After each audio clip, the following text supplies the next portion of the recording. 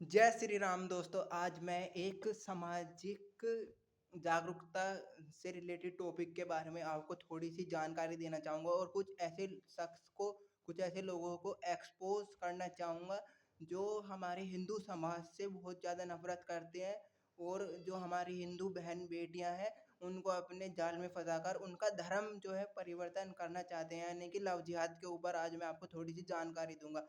तो हम अगर लव जिहाद शब्द की बात करें तो ये सबसे पहले केरला कोर्ट ने 2009 में एक केस की सुनवाई करते हुए दिया था। जैसा कि मैंने ये नेट पे सर्च किया तो मुझे वहां से मिला है ये।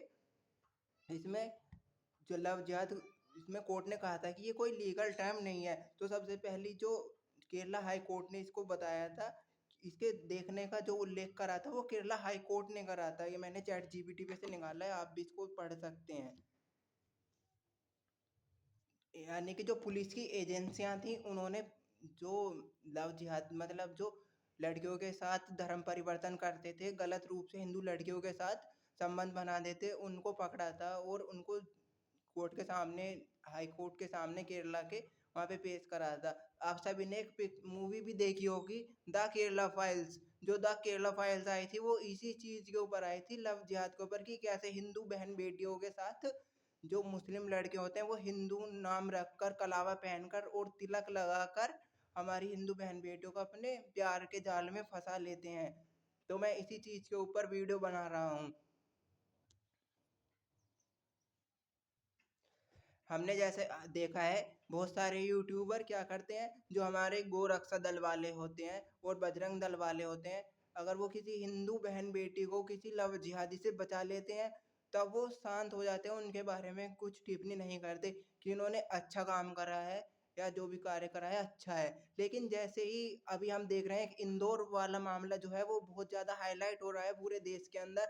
उसमें जो बजरंग दल था उसने क्या करा, एक कॉलेज के अंदर एंटर होके फोर्सफुली, और जो लोग वैलेंटाइन डे सेलिब्रेट कर रहे थे उनके जो लैपटॉप वगैरह थे वो तोड़ दिए। तो मेरे हिसाब से तो ये कहीं ना कहीं बहुत ज़्यादा सही किया, क्योंकि यार 14 फरवरी जो है वो एक तरह से हमारे लिए ब्लैक डे के रूप में मनाया जाता है, क्योंकि हम सबको पता होना चाहिए कि 14 फरवरी 2019 के दिन जो हमारे सीआरपीएफ के जो 40 जवान थे वो शहीद हो गए थे। तो हम उनको भूलकर हम वैलेंटाइन डे कैसे बना सकते हैं? तो ये बजरंग दल ने एक अच्छा काम करा है। कुछ लोग उनको गलत बोल रहे हैं बजरंग दल वालों को, तो ये उनकी मानसिकता है, उनकी जो घर वालों ने उनको परवरिश दी है वो उसका पता चलता है कि भाई जो तुम एक शहीद का भी सम्मान नहीं कर सकते तो तुम क्या ही इंसान हो, क्या ही हमारे भारत के लिए अच्छा सोचोगे। और एक दूसरी तरफ हम एक बहुत ज़्यादा मामला जो है वो भी हाईलाइट में देख रहे हैं कि कुछ लोग जो हैं दलित समाज से, वो क्या कर चाहते हैं कि जो हिंदू मतलब जो ब्राह्मण की, राजपूत की और बनिया की बेटियां उनके घर में दी जाए। तो हम एक रिपोर्टर भाई हैं दीपक शर्मा करके हैं, उनके आईडी पे जाकर देखना, वो जंतर मंतर पे और जेएनयू में जो यूजीसी का कानून है उसके सपोर्ट में कुछ लोग थे, उनसे सवाल कर रहे थे। तो उनको बहुत ज़्यादा बुरी तरह से मारा उन लोगों ने। और एक महिला रिपोर्टर थी, तिवारी थी, वो भी उनके साथ तो बहुत ज़्यादा बदसलूकी करी, वो भी आपको इंस्टाग्राम पे कहीं ना कहीं वीडियो देखने को मिल जाएगा। तो क्या सबको जो दिक्कत है वो हिंदू समाज से है, और सरकार भी जो चाह रही है वो देखा जाए तो अब एक तरह से जो स्वर्ण समाज है उससे सरकार को भी बहुत ज़्यादा दिक्कत हो रही है। तो जो अब हिंदू है, बीजेपी क्या कहती थी कि हिंदू समाज जो है वो खतरे में है, लेकिन अब खतरा नहीं है, चलो मान लिया ठीक है। लेकिन जो जेएनयू विश्वविद्यालय है या और भी बहुत सारे विश्वविद्यालय हैं उनके अंदर ब्राह्मणों, बनियो, भारत छोड़ो जैसे नारे लगाए जाते हैं, तब सरकार यूजीसी जैसा कानून नहीं लेकर आती, और यूजीसी बिल आती है तो उसमें जो जनरल कैटेगरी का बच्चा है उसके साथ भेदभाव नहीं हो सकता है। तो यूजीसी में भी सरकार को बदलाव करने की जरूरत है, और सुप्रीम कोर्ट ने एक बहुत अच्छा फैसला जो क्या है उसके ऊपर स्टे लगा दिया। अब जो अगली सुनवाई होगी वो 17 तारीख को होगी।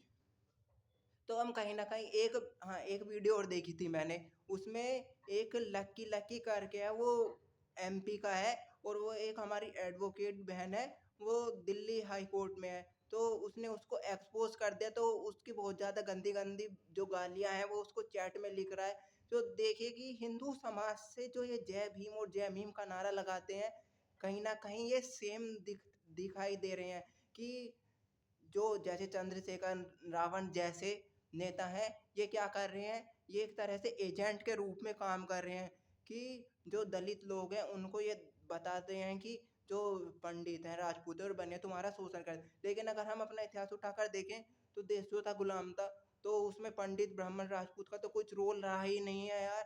फिर भी बेवकूफ़ों वाली बात इनको करनी होती है।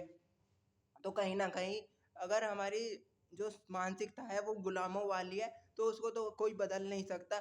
लेकिन जो सारा टोटल मिला के आ रहा है वो क्या आ रहा है कि किसी ना किसी के रूप जो जिहाद हो रहा है वो या तो जय भीम वाले हों या फिर जय भीम वाले हों, वो जिहाद का रूप तो भाई कर ही रहे हैं। जिहाद तो जिहाद है।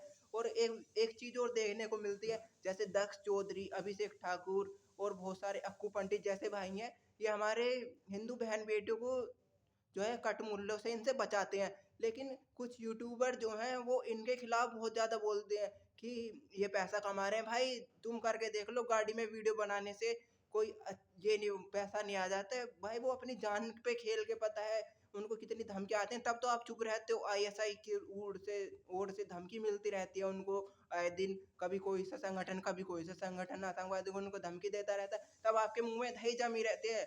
तो मैं ये सवाल पूछना चाहता हूँ रिपोर्टर से कि जो भी मीडिया है ये क्यों इस इन सब चीज़ों को जो है वो क्यों नहीं दिखाते, क्यों शो नहीं करते। पब्लिक को दिखाओ ना भाई कि कितनी लड़कियों को उन्होंने लव जिहाद से बचाया है, वहाँ पे आप चुप बैठ जाते हो।